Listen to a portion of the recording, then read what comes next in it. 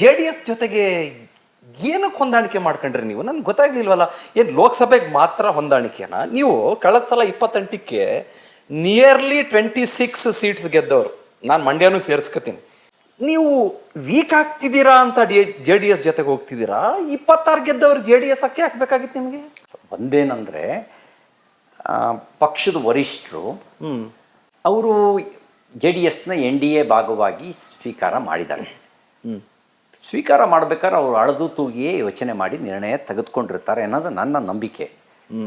ಮತ್ತು ಪಕ್ಷವನ್ನು ವಿಸ್ತರಿಸುವ ಹಂತದಲ್ಲಿ ಕೆಲವೊಮ್ಮೆ ಗಿವ್ ಆ್ಯಂಡ್ ಟೇಕ್ ಪಾಲಿಸಿ ಮಾಡಬೇಕಾಗತ್ತೆ. ನಮಗೇ ವಿಶ್ವಾಸ ಇದ್ದರೂ 28ಕ್ಕೆ 28 ಗೆಲ್ಬೋದು ಅನ್ನೋ ವಿಶ್ವಾಸ ಇದ್ದರೂ ಕೂಡ ಪಕ್ಷವನ್ನು ವಿಸ್ತರಿಸಬೇಕು ಅನ್ನೋ ಹಂತದಲ್ಲಿ ಹಳೆ ಮೈಸೂರು ಪ್ರಾಂತ್ಯದಲ್ಲಿ ನಾವು ವಿಧಾನಸಭೆಯಲ್ಲಿ ನಾವು ಅಂದ್ಕೊಂಡೋ ಸೀಟ್ಗಳನ್ನು ನಾವು ಗೆಲ್ಲಕ್ಕಾಗಲಿಲ್ಲ. ಹಾಗಾಗಿ 2 ಬಾರಿ ಇವೆ 110, 104ಕ್ಕೆ ಬಂದು ನಿಂತ್ಕೊಂಡ್ವಿ. ಈಗ JDS BJP ಒಟ್ಟಾಗಿದ್ದು ಇದ್ರ ಕಾರಣದಿಂದ ಮುಂದಿನ ದಿನಗಳಲ್ಲಿ 150 ಸೀಟ್ ಬರ್ಬೋದು. ಒಟ್ಟಾರೆಯಾಗಿ ಪಾರ್ಟಿ ಏನು ನಿರ್ಣಯ ತೆಗೆದುಕೊಳ್ಳುತ್ತೋ ಕಾರ್ಯಕರ್ತ ಆಗಿ ಆ ಪಕ್ಷದ ನಿರ್ಣಯವನ್ನು ನಾವು ಚಾಚು ತಪ್ಪದೆ ಪಾಲಿಸ್ತೀವಿ. ಹಾಗಾದರೆ ನೀವು ಹೇಳೋದು ಈಗ ಹಳೆ ಮೈಸೂರು ಭಾಗದಲ್ಲಿ ಜೆ ಡಿ ಎಸ್ನ ಒಂದಿಷ್ಟು ಓಟ್ಗಳು ನೀವು ಜೊತೆಯಾದಾಗ ನಿಮಗೆ ದಕ್ಕಬಹುದು ಒಟ್ಟೊಟ್ಟಿಗೆ. ಬೆಂಗಳೂರು ಗ್ರಾಮಾಂತರದಲ್ಲಿ ಒಂದಿಷ್ಟು ಓಟ್ಗಳು ನಿಮಗೆ ದಕ್ಕಬಹುದು. ಇದರ ಜೊತೆಗೆ ಅಫ್ಕೋರ್ಸ್ ಇನ್ನೂ ಯಾವುದೂ ಕ್ಲಾರಿಟಿ ಸಿಕ್ಕಿಲ್ಲ. ಆದರೂ ಕೂಡ ನಾನು ನಿಮ್ಮಲ್ಲಿ ಕೇಳಬಹುದಾದ್ರೆ ಈ ಪ್ರಶ್ನೆಯನ್ನು, ಅವರಿಗೆ ಇಂತಿಷ್ಟು ಸೀಟ್ಗಳನ್ನು ಅಂತ ಬಿಟ್ಕೊಡ್ಬೇಕು ಅಂತ ಪ್ಲಾನ್ ಆಗಿದೆ ಅಂತ ಚರ್ಚೆ ಇದೆ. ಎಷ್ಟು ಅಂತ ಏನಾದರೂ ಕೇಳಿದಾರ? ಕ್ಲಾರಿಟಿ ಇದೆಯಾ? ಇಲ್ಲ, ಇನ್ನೂ ಚರ್ಚೆ ಆಗಿಲ್ಲ.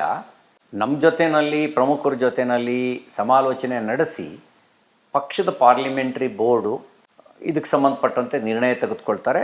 ನಿರ್ಣಯ ಆದಮೇಲೆ JDS ಜೊತೆಗೂ ಕೂಡ ನಿರ್ಣಯ ಆಗೋಕ್ಕೆ ಮುಂಚೆನೋ ನಿರ್ಣಯ ಆದಮೇಲೋ ಅವ್ರ ಜೊತೆಲೂ ಮಾತಾಡ್ಬೋದು.